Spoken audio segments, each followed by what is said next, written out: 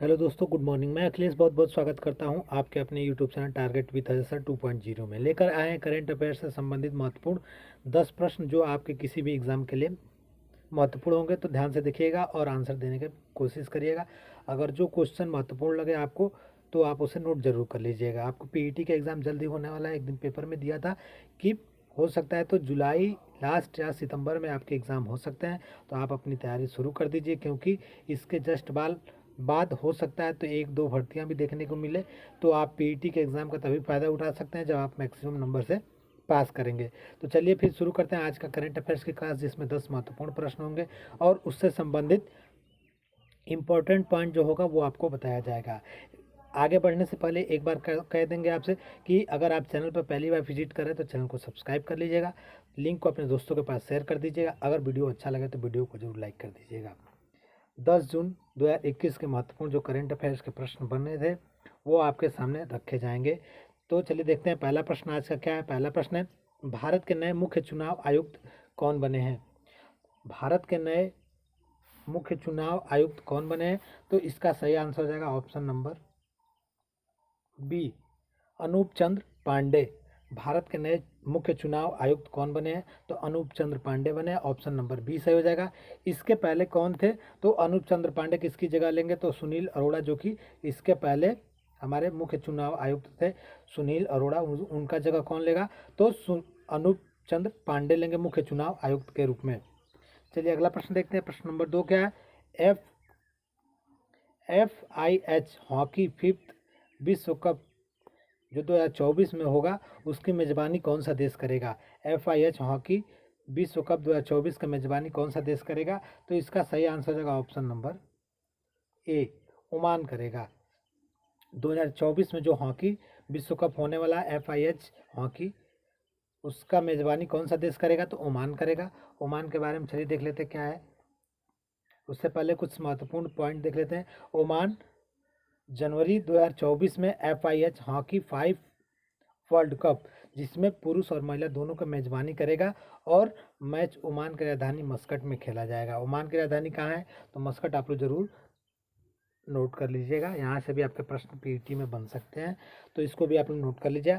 Oman की currency क्या, आप लोग जल्दी से कमेंट करके बता देंगे। फिर अगला प्रश्न देखते हैं ओमान के बारे में। ओमान की राजधानी मस्कट है। ओमान की करेंसी क्या, आप लोग जल्दी से कमेंट करके बताएंगे।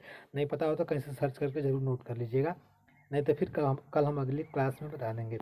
चलिए अगला प्रश्न देखते हैं। अगला प्रश्न क्या है? प्रश्न नंबर 3, स्वदेशी निर्मित, यहाँ पे थोड़ा सा मिसप्रिंट हो गया, स्वदेशी निर्मित ALH-MK-3 हेलीकॉप्टर जो भारत के नौसेना में शामिल किया गया, यह किसके द्वारा विकसित किया गया है? जो नया एक हेलीकॉप्टर बनाया गया नौसेना के लिए, उसका क्या नाम है? तो LH-MK-3 हेलीकॉप्टर है, वो भारतीय नौसेना में शामिल किया गया। किसके द्वारा विकसित किया गया? तो ऑप्शन नंबर ए से हो जाएगा, HAL के द्वारा विकसित किया गया है। कौन सा हेलीकॉप्टर?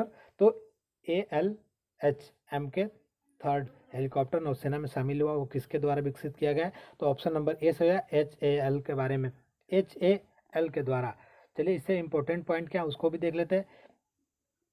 यहाँ पे मुख्य रूप से दिया है कि LH का पूरा नाम क्या है? तो एडवांस लाइट हेलीकॉप्टर्स। ALH का पूरा नाम क्या है? तो एडवांस लाइट हेलीकॉप्टर है, जो नौसेना में शामिल किया गया है। और इससे अगला पॉइंट क्या है? तो यह भारत का एक स्वदेशी हेलीकॉप्टर है। इसका निर्माण सरकारी कंपनी हिंदुस्तान एरोनॉटिक्स लिमिटेड, जिसको HAL कहते हैं, के द्वारा बनाया गया है। इस हेलीकॉप्टर में अत्याधुनिक सर्विस लॉन्च, रडार और इलेक्ट्रो ऑप्टिकल्स उपकरण लगे हुए हैं। इससे यह दिन में भी और रात में भी लंबी दूरी तक खोज करेगा और बचाव कार्य करने में सक्षम रहेगा। ये HAL द्वारा बनाया गया ALH एडवांस लाइट हेलीकॉप्टर्स है, उसकी विशेषता है। तो इसको भी आप लोग देख लीजिएगा। चलिए अगला प्रश्न देखते हैं। अगला प्रश्न क्या है? प्रश्न नंबर 4। प्रश्न नंबर 4 है, एस इनबासेकर को किस देश के नए भारतीय उच्चायुक्त नियुक्त किया गया है? एस इनबासेकर को किस देश में भारतीय उच्चायुक्त नियुक्त किया गया है? तो इसका सही आंसर हो जाएगा ऑप्शन नंबर डी।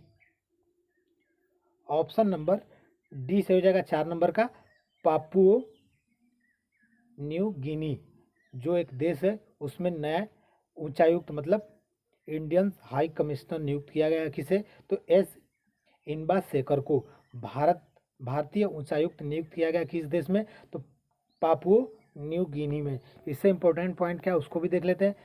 भारतीय विदेश सेवा जिसको आईएफएस कहते हैं के अधिकारी एस इनबासेकर को पापुआ न्यू गिनी में भारत का नया उच्चायुक्त नियुक्त किया गया है। पापुआ गिनी के बारे में देख लेते हैं। तो पापुआ गिनी की राजधानी क्या है? तो मोरेस्बी है, port Moresby. Papua New Guinea की करेंसी क्या है? तो पापुआ न्यू गिनी कीना है। यहाँ पे देख लीजिए एक ट्रिक है, पापुआ न्यू गिनी का करेंसी क्या है? तो कीना। आप लोग याद कर लीजिएगा। बाकी विकल्प में आपको ये तीनों ऑप्शन, तीनों नाम दिए रहेगा, देश का नाम दिया रहेगा, आगे कीना उसमें जोड़ना है। पापुआ न्यू गिनी के प्रधानमंत्री कौन है? तो मरापे पापुआ है। और पापुआ न्यू गिनी के सबसे लंबी नदी कौन सी है? तो सेपिक नदी है। सबसे लंबी नदी कौन सी नदी है? तो सेपिक नदी है।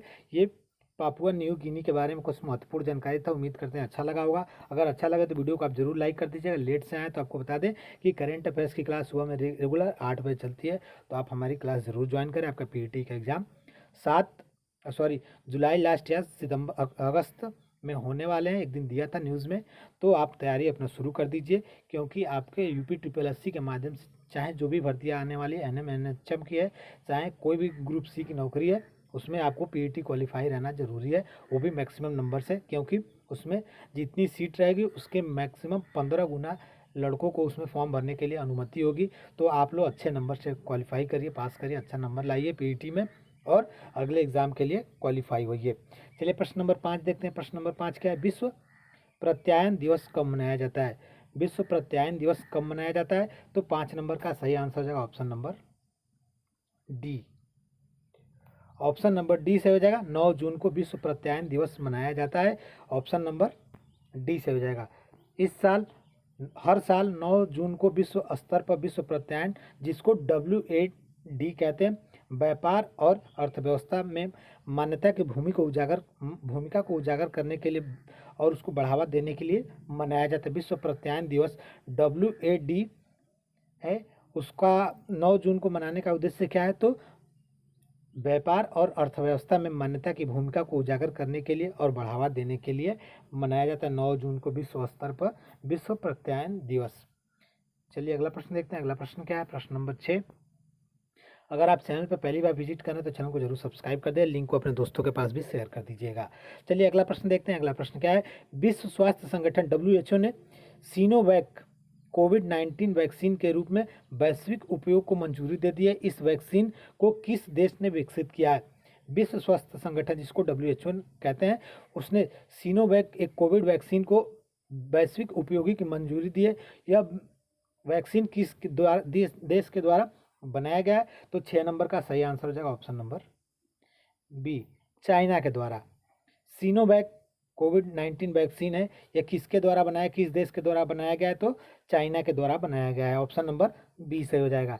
चलिए अगला प्रश्न देखते हैं। प्रश्न नंबर 7 क्या है? चाइना की राजधानी क्या है? आप लोग जरूर कमेंट करके बता देंगे। चाइना की राजधानी, जो प्रश्न नंबर 6 था, चाइना के बारे में यहाँ पर महत्वपूर्ण जानकारी नहीं दिया है, क्योंकि ये कई बार बताया गया है। चाइना की राजधानी कहाँ है? आप लोग जरूर कमेंट करके बता देंगे। और यहाँ के जो महत्वपूर्ण जानकारी अगर कोई पता है प्रधानमंत्री और राष्ट्रपति के बारे में, तो आप लोग जरूर कमेंट करके बताएंगे। चलिए अगला प्रश्न देखते हैं। प्रश्न नंबर 7। सुरक्षित हम सुरक्षित तुम अभियान को किसने लॉन्च किया है? सुरक्षित हम सुरक्षित तुम अभियान को किसने लॉन्च किया है? तो 7 नंबर का सही आंसर हो जाएगा ऑप्शन नंबर सी। 7 नंबर का सही आंसर हो जाएगा ऑप्शन नंबर सी। उपयुक्त दोनों, मतलब नीति आयोग और पिरामल फाउंडेशन ने, दोनों ने मिलकर सुरक्षित हम और सुरक्षित तुम अभियान को लॉन्च किया है। किसने? तो नीति आयोग और पिरामल फाउंडेशन, मतलब उपयुक्त दोनों, ऑप्शन नंबर सी से हो जाएगा। सुरक्षित हम और सुरक्षित तुम अभियान लॉन्च करने वाले 2 आयोग कौन कौन से थे? नीति आयोग और पिरामल फाउंडेशन ने मिलकर ये अभियान को शुरू किया है। चलिए अगला प्रश्न देखते हैं। इससे पहले कुछ महत्वपूर्ण पॉइंट है, उसको भी देख लेते हैं। महत्वपूर्ण पॉइंट क्या है? तो इसका उद्देश्य जो है वो क्या है, देख लेते हैं। तो उद्देश्य, नीति आयोग और पिरामल फाउंडेशन ने 112 आकांक्षी जिलों में सुरक्षित हम और सुरक्षित तुम अभियान को शुरुआत की है, जिससे जिला प्रशासन को कोविड-19 के ऐसे मरीजों को होम केयर सहायता उपलब्ध कराने में सहायता मिल सके जो बिना लक्षण वाले या हल्के लक्षण वाले हैं। मतलब जो कोविड महामारी, वैश्विक महामारी चल रही, इसको ध्यान में रखते हुए सुरक्षित हम और सुरक्षित तुम अभियान, जो कि नीति आयोग और पिरामल फाउंडेशन के द्वारा 112 जो महत्वपूर्ण जिले उसमें यह योजना शुरू किया गया है। इसमें कोविड-19 के जो मरीज हैं, जो कम लक्षण वाले हैं, जो मतलब हल्के लक्षण वाले हैं या फिर जिनके लक्षण दिखाई नहीं दे रहे हैं और वो कोविड से ग्रसित हैं, तो उसके लिए उनके सहायता करने के लिए, होम केयर करने के लिए ये योजना शुरू किया गया। तो ये महत्वपूर्ण पॉइंट है, इसको भी देख लीजिएगा। चलिए अगला प्रश्न देखते हैं। अगला प्रश्न है, आरबीएल बैंक के फिर से एमडी सीईओ कौन बने हैं? आरबीएल, तो देख लेते हैं आरबीएल बैंक के फिर से एमडी सीईओ कौन बने हैं। तो इसका सही आंसर हो जाएगा option number A, Vishwavir Ahuja को आरबीएल बैंक का फिर से एमडी और सीईओ बनाया गया। मतलब इसके पहले भी विश्ववीर आहूजा ही आरबीएल बैंक के एमडी और सीईओ थे। चलिए अगला देख लेते हैं, इससे इंपॉर्टेंट पॉइंट आरबीआई बैंक के बारे में। इसकी स्थापना तो 1943, मुख्यालय महाराष्ट्र। एमडी सीईओ कौन है? तो विश्ववीर आहूजा। यहाँ पे आरबीएल बैंक है, आरबीएल देख लीजिएगा। चलिए अगला प्रश्न देखते हैं, प्रश्न नंबर 9, लॉस्ट चिल्ड्रन अचीव नामक उपन्यास को किसने लिखा है? पीईटी का एक महत्वपूर्ण सिलेबस से पॉइंट है, प्रसिद्ध पुस्तकें और लेखक। तो जो करंट में पुस्तक लिखी गई है, महत्वपूर्ण पुस्तक है, उसको भी आपको बताया जाता है। और जैसे ही आपका एग्जाम करीब आएगा, महत्वपूर्ण पुस्तकें और लेखकों को एक वीडियो शॉर्ट में बना के आपको बता दिया जाएगा। तो देख लीजिए, लॉस्ट चिल्ड्रन अचीव नामक उपन्यास को किसने लिखा है? तो 9 नंबर का सही आंसर हो जाएगा option number A. Option number A हो जाएगा, वेलेरिया लुइस शेली ने लॉस्ट चिल्ड्रन अचीव नामक उपन्यास को लिखा। ऑप्शन नंबर ए सही हो जाएगा। चलिए अगला प्रश्न देख लेते हैं। अगला प्रश्न क्या है, उससे पहले कुछ महत्वपूर्ण पॉइंट उसको भी देख लीजिए। मैक्सिको की लेखिका कहाँ की हैं? तो मैक्सिको की लेखिका है कौन? तो वेलेरिया लुसेली ने अपने उपन्यास लॉस्ट चाइल्ड अचीव के डबलिन साहित्य पुरस्कार 2021 भी जीता है। इसके लिए कौन सा पुरस्कार जीता है? तो डबलिन साहित्य 2021 का पुरस्कार जो है उसने किसने जीता है उसको? तो वेलेरिया लुसेली ने जीता है। किस उपन्यास के लिए? तो लॉस्ट चिल्ड्रन अचीव के लिए जीता है डबलिन साहित्य पुरस्कार 2021। डबलिन साहित्य पुरस्कार अंग्रेजी में लिखी या फिर अनुवादित उपन्यास के लिए दिया जाता है। डबलिन साहित्य पुरस्कार किस लिए दिया जाता है? तो जो अंग्रेजी में लिखी या फिर अनुवादित उपन्यास होता है उसके लिए दिया जाता है। और 2021 को किसने जीता है? तो वेलेरिया लुसेली ने जीता है, अपने उपन्यास लॉस्ट चिल्ड्रन अचीव के लिए जीता है। चलिए अगला प्रश्न देख लेते हैं। अगला प्रश्न क्या है? 10 नंबर प्रश्न, the times 15 most desirable women 2020, the times 50 most desirable women 2020 की सूची में कौन सी भारतीय अभिनेत्री शीर्ष पे रही हैं? तो इसका सही आंसर होगा रिया चक्रवर्ती। रिया चक्रवर्ती, ऑप्शन नंबर डी सही हो जाएगा। The times 15 most desirable women 2020 की सूची में कौन सी भारतीय अभिनेत्री शीर्ष पे रही हैं? तो रिया चक्रवर्ती, ऑप्शन नंबर डी सही हो जाएगा। चलिए ये थे करेंट अफेयर से संबंधित महत्वपूर्ण 10 प्रश्न। उम्मीद करते हैं प्रश्न अच्छा लगा होगा। प्रश्न अच्छा लगा है तो वीडियो को जरूर लाइक कर दीजिए। अगर आप हमारे टेलीग्राम चैनल से नहीं जुड़े हैं तो टेलीग्राम चैनल का लिंक डिस्क्रिप्शन में दिया गया है, या फिर सर्च करके टारगेट विद अजय सर जरूर ज्वाइन कर ले। अगर आप हमारे चैनल पर पहली बार विजिट कर रहे हैं तो चैनल को सब्सक्राइब कर ले, टारगेट विद अजय सर 2.0, और लिंक को अपने दोस्तों के पास भी शेयर कर दीजिए। Thank you for watching, thank you so much.